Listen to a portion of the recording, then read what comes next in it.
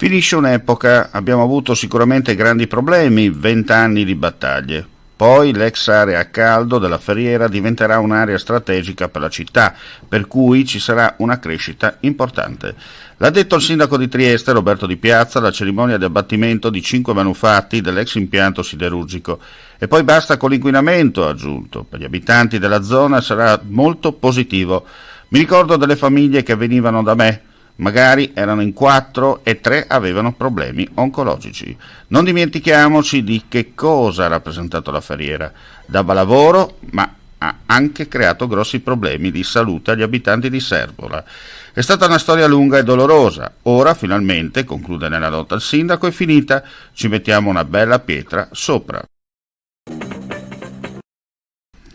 Si è svolta questa mattina presso il monumento ai caduti di via Fratelli Rosselli la cerimonia per il 75° anniversario del ritorno di Monfalcone all'Italia, alla quale hanno preso parte, oltre al sindaco Anna Cisinto, una rappresentanza del comune di Ronchi dei Legionari, dell'associazione d'Arma, il coro Grion e alcuni studenti delle scuole Toti, Randaccio e Giacic.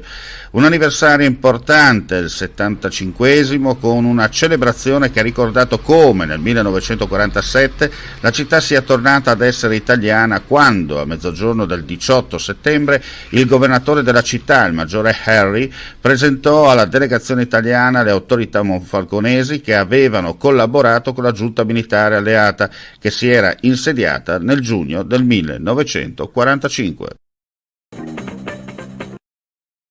In Friuli Venezia Giulia su 787 tamponi molecolari sono stati rilevati 33 nuovi contagi al Covid-19, 617 i test rapidi antigenici realizzati, dai quali sono stati rilevati 120 casi.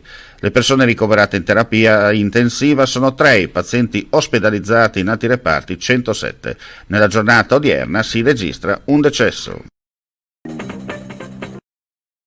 Grande successo al Teatro San Giorgio di Udine per la serata evento di avvio delle celebrazioni per il 50° anniversario della Fondazione di Aido, associazione italiana per la donazione di organi, tessuti e cellule.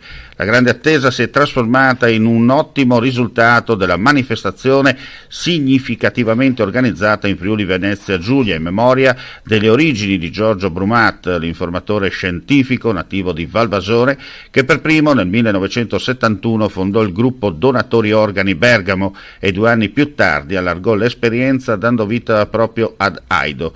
Davanti a una platea gremita di dirigenti, sostenitori e amici dell'associazione, la serata a teatro si è articolata in 2 parti, la prima contrassegnata dall'intervento delle autorità e degli ospiti, la seconda dal concerto Abda Show, con protagonista la più famosa tribute band del complesso che ha segnato la storia musicale, anche italiana, negli anni 70 e 80.